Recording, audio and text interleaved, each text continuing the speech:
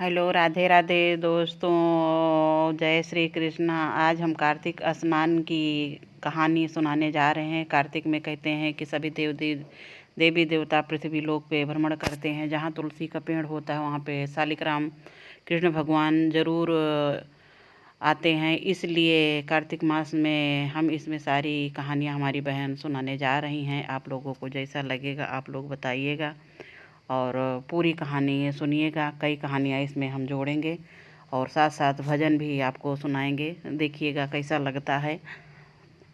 पान की जय।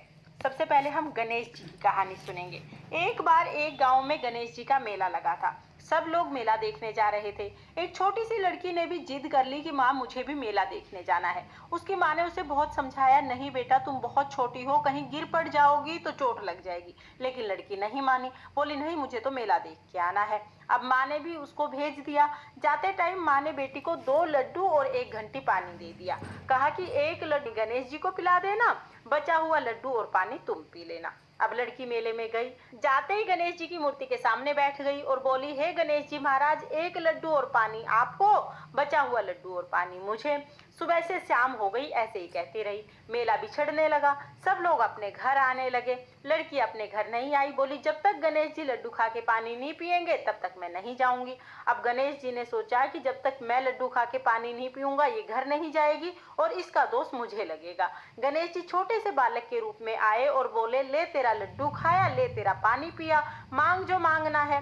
अब लड़की मन में सोचने लगी, क्या मांगू, घर मांगू, खेत मांगू, कोठी मांगू, महल मांगू, सुहाग मांगू, खलिहान मांगू, धन मांगू, बैल मांगू, क्या मांगू। लड़की सोच ही रही थी कि छोटा सा बालक बोला, जो तुमने जो जो सोचा है सब मिल जाएगा, अब तुम अपने घर जाओ। लड़की अपने घर आ गई। घर आई तो माँ ने पूछा, बेटा इतनी देर कैसे लगा दी। तब लड़की ने कहा कि माँ तुमने ही तो कहा था गणेश जी को लड्डू खिला के और पानी पिला के आना। मैं तो गणेश जी को लड्डू खिला के और पानी पिला के आई हूँ। जैसे ही लड़की ने ये कहा, उसने जो जो सोचा था वो सब कुछ हो गया। घर का महल बन गया, अन्न धन के भंडारे भर गए। हे गणेश जी महाराज, जैसे आपने लड़की की और उसकी माँ की मनोकामना पूर्ण की, जैसे उनका घर अन्न धन से भर दिया, वैसे ही इस कहानी को कहते सुनते हुकारा भरते सबका घर अन्न धन से भर देना और सबकी सब मनोकामनाएं पूर्ण करना। ये थी गणेश जी की कथा।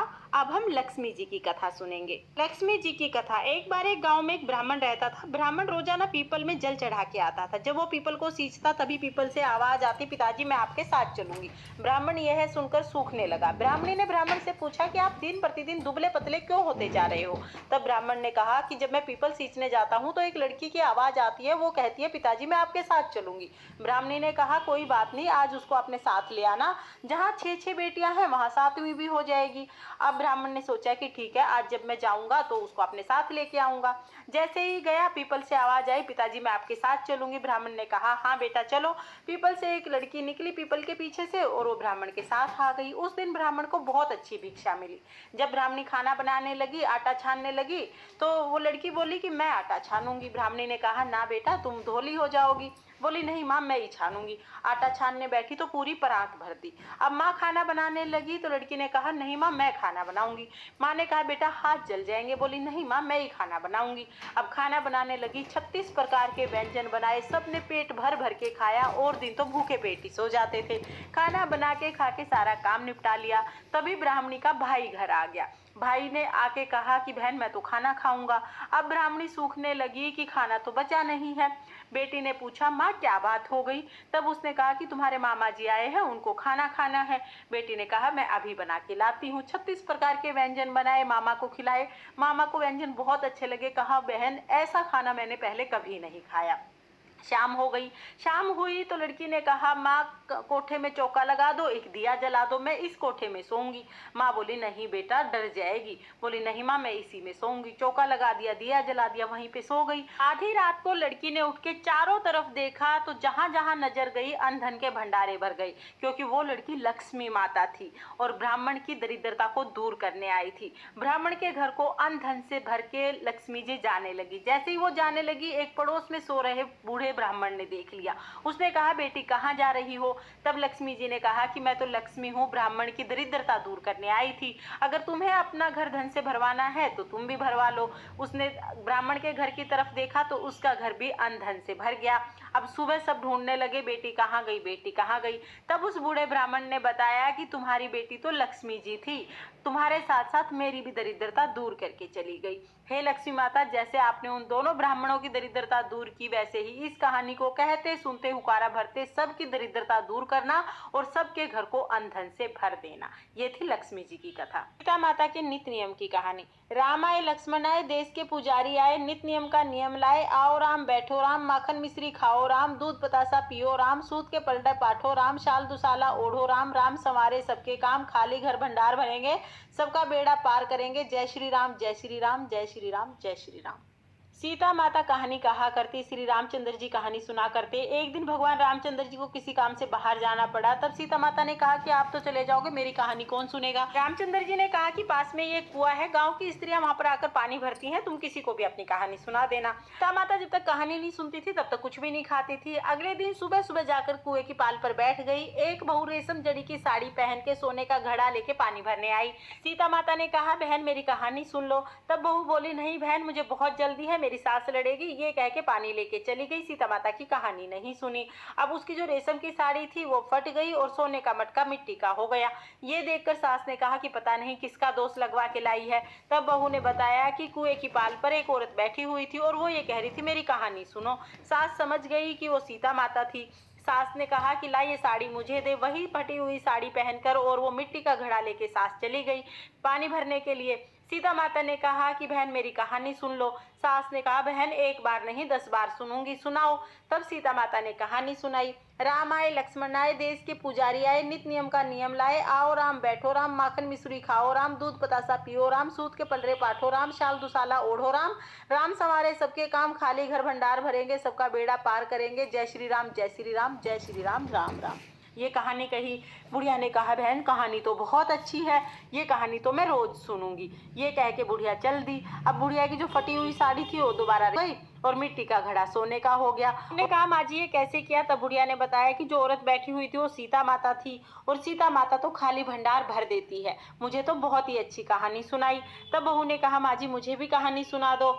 कहानी सुनाई। राम आए लक्ष्मण आए, देश के पुजारी आए, नित्य नियम का नियम लाए। आओ राम बैठो राम, माखन मिश्री खाओ राम, दूध बताशा पियो राम, सूत के पलरे पाठो राम, शाल दुसाला ओढ़ो राम, राम संवारे सबके काम, खाली घर भंडार भरेंगे, सबका बेड़ा पार करेंगे। जय श्री राम, जय श्री राम, जय श्री राम, राम राम। बहू ने कहा, माँ जी कहानी तो बहुत अच्छी है, दोनों सुबह रोजाना ये कहानी सुना करेंगे। अब बुढ़िया और उसकी बहू दोनों सुबह सुबह जल्दी उठकर स्नान करके कहानी सुनने लग जाती।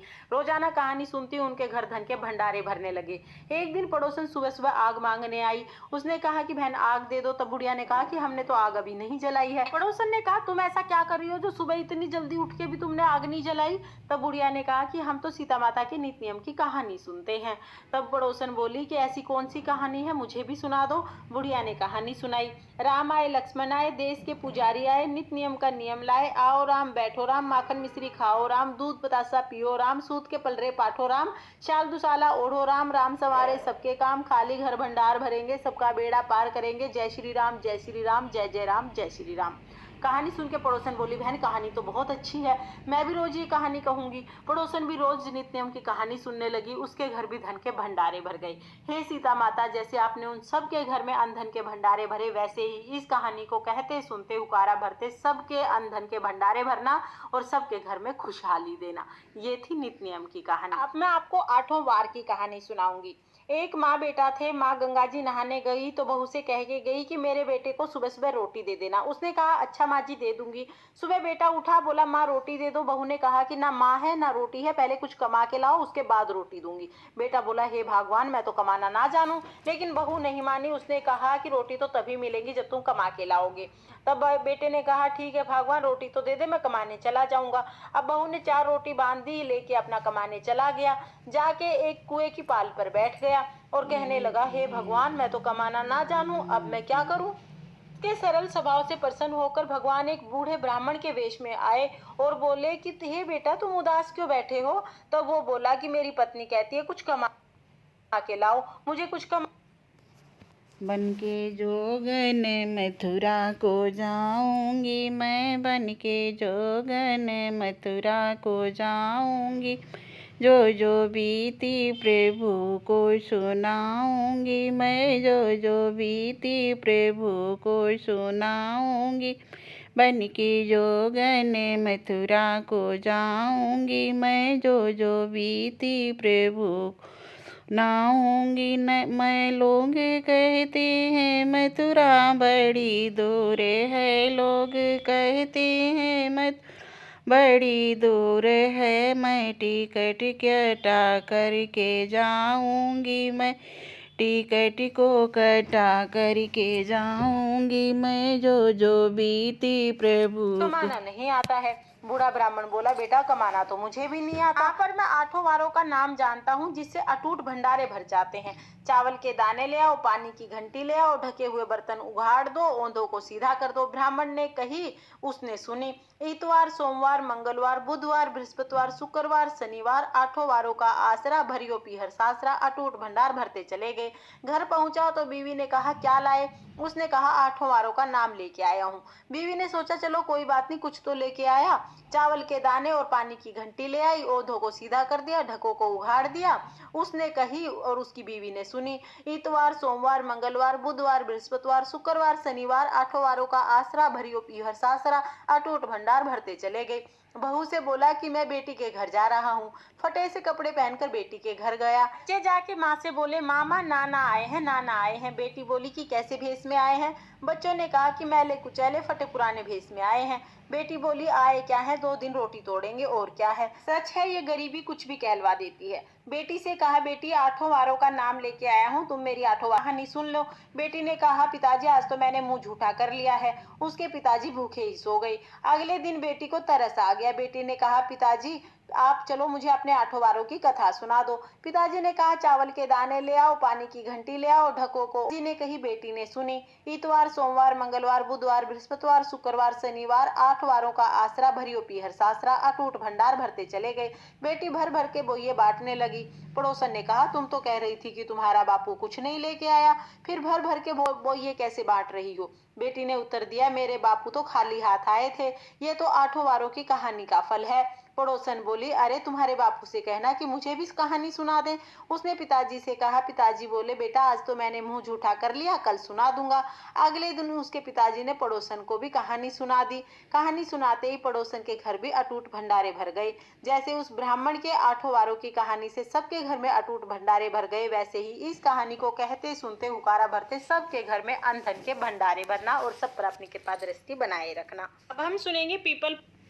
भक्ति में अपने खोए हनुमान जी, भक्ति में अपने खोए हनुमान जी, तो सीने से अपने लगाए श्री राम जी, तो सीने से अपने लग श्री राम जी। भक्ति में अपने खोए हनुमान जी, तो सीने से अपने लगाए श्री राम जी। पथवारी की कहानी। एक बार एक गांव में एक गुजरी रहती थी। वो दूध दही बेच के आती थी। एक दिन दूध दही बेचने जा रही थी तो उसने देखा कि कुछ औरतें पीपल के नीचे बैठी हुई हैं। तब उसने जाके पूछा कि तुम क्या कर रही हो?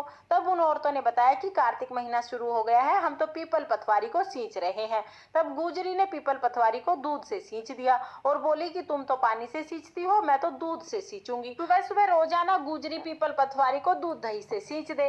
सास जब पैसे मांगे तो कहे कि महीने के आखिरी में दे दूंगी। इस ऐसे ही करते करते पूरा महीना बीत गया।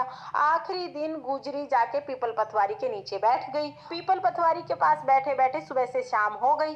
पीपल में से आवाज आई, तुम यहाँ क्यों बैठी हो, अपने घर जाओ। तब गुजरी बोली कि घर जाऊंगी तो सास मारेगी। अब मैंने तो सारा दूध दही यहीं सींच दिया, सास को पैसे कहाँ से दूं। अब पीपल में से आवाज आई कि हमारे पास कुछ नहीं है, ये रोड़े कंकर पड़े हैं, ये ले जाओ, ले जाके अपने तिजोरी में रख देना।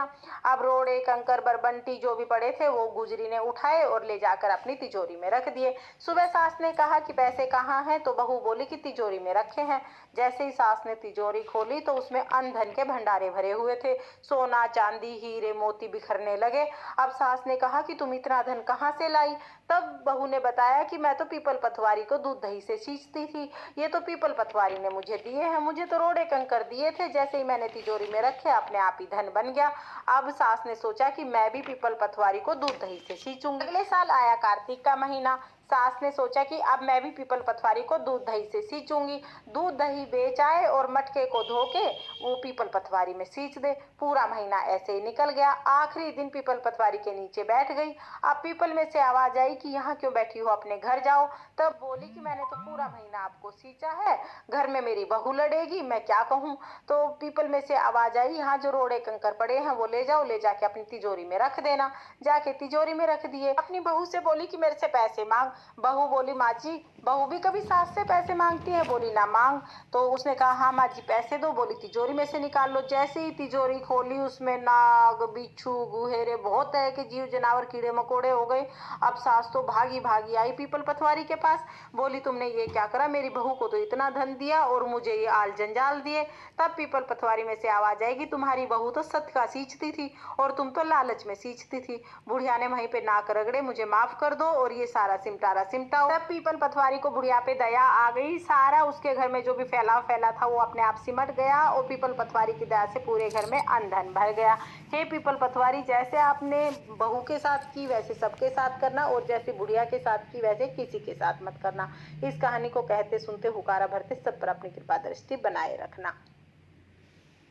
भोले बाबा तुम्हारी नगरिया, सच में सत्यम शिवम सुंदरम है। भोले बाबा तुम्हारी नगरिया, सच में सत्यम शिवम सुंदर है। हमने देखा है अपनी नजरिया, हमने देखा है अपनी नजरिया, वो तो सत्यम शिवम सुंदरम है, वो तो सत्यम शिव सुंदरम है। भोले बाबा तुम्हारी नगरी, सच में सत्यम शिवम सुंदरम है।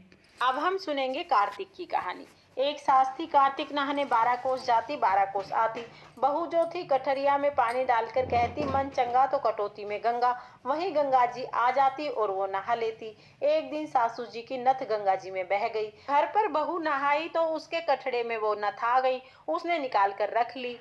सास आई और उदास होकर बैठ गई। बहू बोली, उदास क्यों बैठी हो? सास बोली, मेरी नथ गंगा जी में बह गई। बहू बोली, मेरे हाथ में आ गई है। सास बोली, कैसे? बहू बोली, तुम तो 12 कोस जाती हो 12 कोस आती हो, मैं कठड़े में पानी डालकर कह देती हूँ, मन चंगा तो कटौती में गंगा। गंगा जी यहीं आ जाती हैं। उसी में तुम्हारी नथ बहकर आ गई थी, मैंने ले ली। जैसी सास को आई वैसे किसी को मत आई हो, जैसी बहू को आई वैसी सबको आई। ये थी कार्तिक की कहानी। अब हम सुनेंगे लपसी तपसी की कहानी। एक लपसी था, एक तपसी था।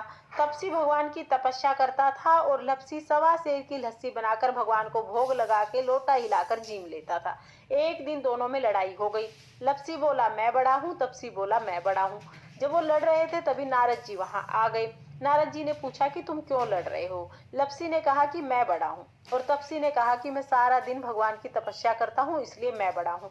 नारद जी बोले कि मैं तुम्हारा फैसला कर दूंगा। दूसरे दिन तपसी नहाकर आने लगा तो नारद जी ने 1.25 करोड़ की अंगूठी उसके सामने फेंक दी। उसने आंखें खोलकर देखा तो 1.25 करोड़ की अंगूठी पड़ी थी। तब तपसी ने वो अंगूठी उठाकर बगल में दबा ली और तपस्या करने लगा। लपसी सुबह उठकर नहाकर 1.25 सेर लस्सी बनाकर भगवान को भोग लगाकर लोटा हिलाकर जीमने लगा। इतने में नारद जी आए और दोनों को बिठाया।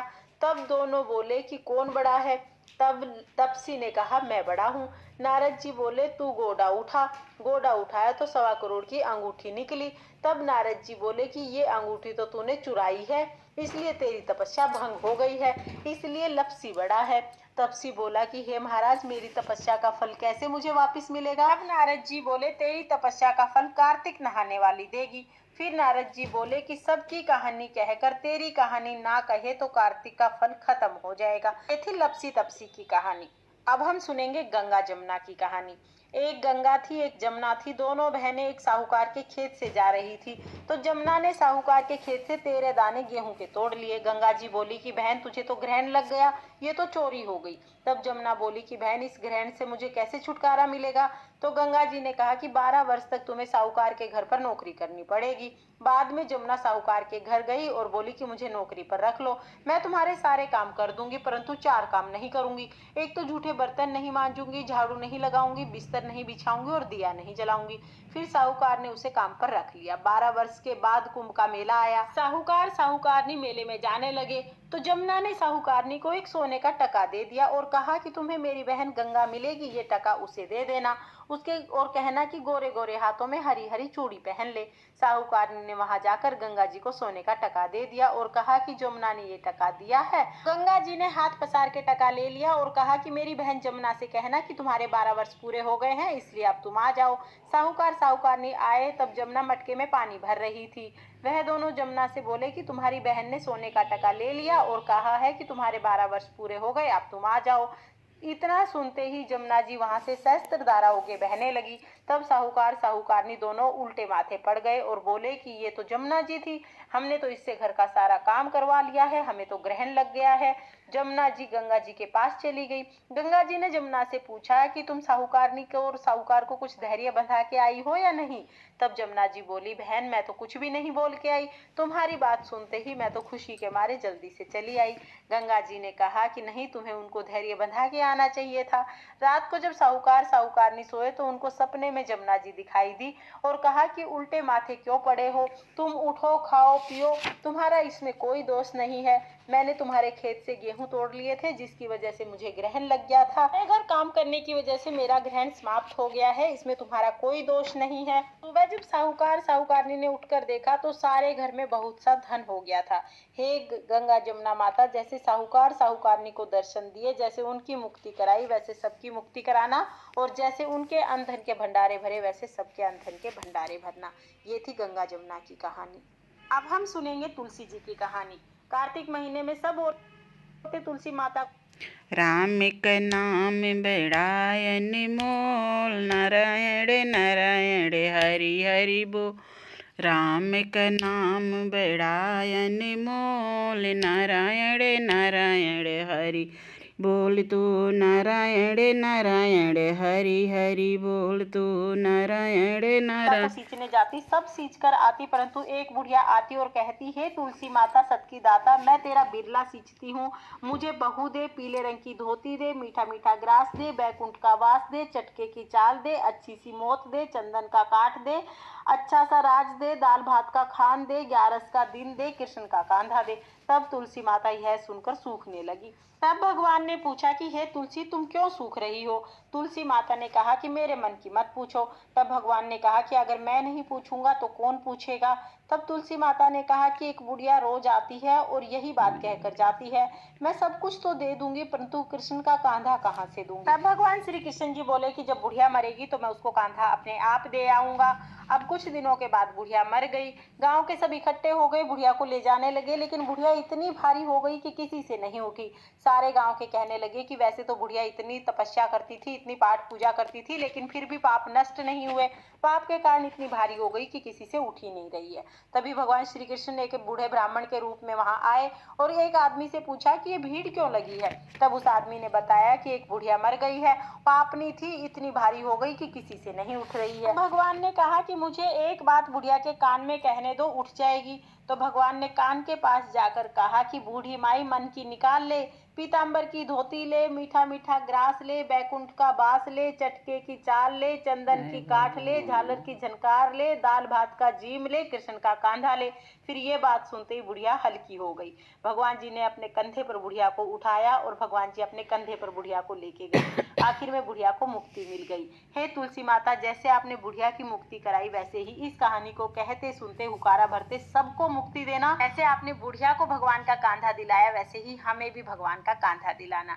ये थी तुलसी जी। भाव के भूखे हैं भगवान, भाव के भूखे हैं भगवान, भाव नहीं तो कुछ भी नहीं, कही गए वेद पुराण, भाव के भूखे हैं भगवान, भाव के भूखे हैं भगवान।